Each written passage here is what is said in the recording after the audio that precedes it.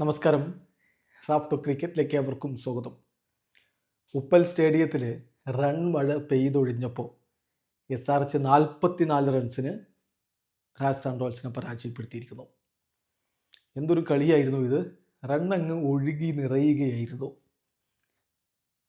നമ്മൾ ഇഷാൻ കിഷൻ്റെ സെഞ്ചുറി കണ്ടു, സഞ്ജു സാംസണിൻ്റെ അർദ്ധ സെഞ്ചുറി, ധ്രുവ് ജുറലിൻ്റെ കിടിലൻ അർദ്ധ സെഞ്ചുറി.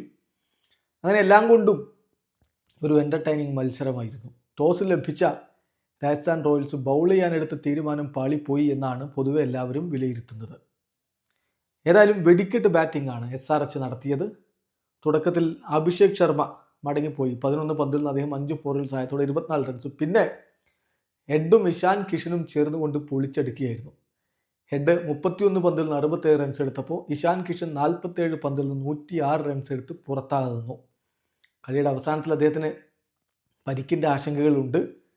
അത് വലിയ കാര്യമാവില്ല. അടുത്ത കളിക്ക് അദ്ദേഹം ഫിറ്റാവുമെന്ന് തന്നെ പ്രതീക്ഷിക്കാം. അദ്ദേഹത്തിൻ്റെ ആദ്യത്തെ IPL സെഞ്ചുറിയാണിത്. ഇതിനു മുമ്പ് മുംബൈ ഇന്ത്യൻസിന് വേണ്ടി 99 റൺസ് അദ്ദേഹം 5 വർഷം മുമ്പ് അടിച്ചിട്ടുണ്ട്. പക്ഷേ ആദ്യ സെഞ്ചുറി ഇവിടെ പിറക്കുകയാണ്. നിതീഷ് കുമാർ റെഡ്ഡി 15 പന്തിൽ നിന്ന് 30 റൺസ് എടുത്തു. തൻ്റെ റോൾ ഭംഗിയാക്കി നിർവഹിച്ചു. ഹെൻറിക് ക്ലാസൻ 14 പന്തിൽ നിന്ന് 5 ഫോറും ഒരു സിക്സറും അടക്കം 34 റൺസ്. അവസാന ഓവറിൽ തുടരെ വിക്കറ്റുകൾ വീഴ്ത്തി തുഷാർ ദേശ്പാണ്ഡെ അവരുടെ ഭാഗത്ത് മികച്ച പ്രകടനം അദ്ദേഹത്തിൻ്റെതാണെന്ന് പറയേണ്ടി വരും. 4 ഓവറിൽ 44 റൺസിന് 3 വിക്കറ്റാണ് തുഷാർ ദേശ്പാണ്ഡെ വീഴ്ത്തിയത്. അതേസമയം ജോഫ്രെ ആർച്ചർക്ക് വയറ് നിറച്ചടി കിട്ടി. 4 ഓവറിൽ 76 റൺസാണ് അദ്ദേഹം വിട്ടുകൊടുത്തത്. തീക്ഷണ 4 ഓവറിൽ 52 റൺസ് വിട്ടുകൊടുത്തപ്പോൾ സന്ദീപ് ശർമ്മ 4 ഓവറിൽ 51 റൺസിനാണ് ഒരു വിക്കറ്റ് എടുത്തത്. ഫസലക് ഫാറൂഖി 3 ഓവർ എറിഞ്ഞപ്പോൾ 49 റൺസ് പോയി. അങ്ങനെ അടി നന്നായി കിട്ടി.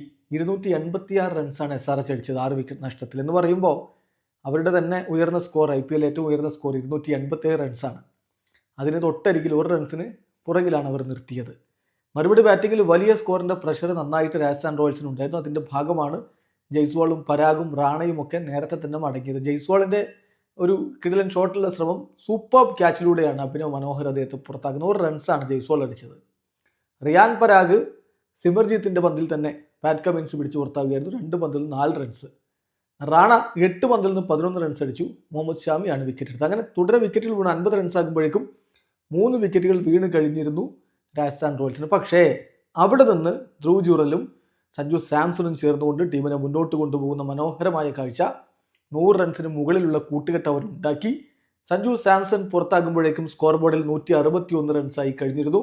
37 പന്തിൽ നിന്ന് 7 ഫോറും 4 സിക്സറും അടക്കം 66 റൺസിൻ്റെ സൂപ്പർ ഇന്നിങ്സ് ആണ് സഞ്ജു കളിച്ചത്. പിന്നാലെ ജുറലും മടങ്ങി.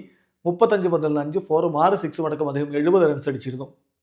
ഹെറ്റ്മയർ 23 പന്തിൽ നിന്ന് 42 റൺസ് അടിച്ചപ്പോൾ 11 പന്തുകളിൽ നിന്ന് 34 റൺസുമായി ശുഭം ദ്യൂബെ പുറത്താകാകുന്നു. ഏതായാലും ഒടുവിൽ രാജസ്ഥാൻ്റെ ഇന്നിങ്സ് 20 ഓവറുകളിൽ 6 വിക്കറ്റ് 242 റൺസിൽ അവസാനിച്ചു. 44 റൺസിൻ്റെ പരാജയമാണ് രാജസ്ഥാൻ റോയൽസ് ഏറ്റുവാങ്ങിയിരിക്കുന്നത്. ഏതായാലും ആ ടോസ് കിട്ടിയിട്ട് എന്തിനായിരിക്കും SRHനെ ബാറ്റ് ചെയ്യാൻ റിയാൻ പരാഗ് ക്ഷണിച്ചത്? വീഡിയോ അവസാനിക്കുന്നു. ക്രിക്കറ്റ് ലോകത്തെ കൂടുതൽ വിശേഷങ്ങളുമായി റാഫ്റ്റോക്സ് വീഡിയോ എത്താം.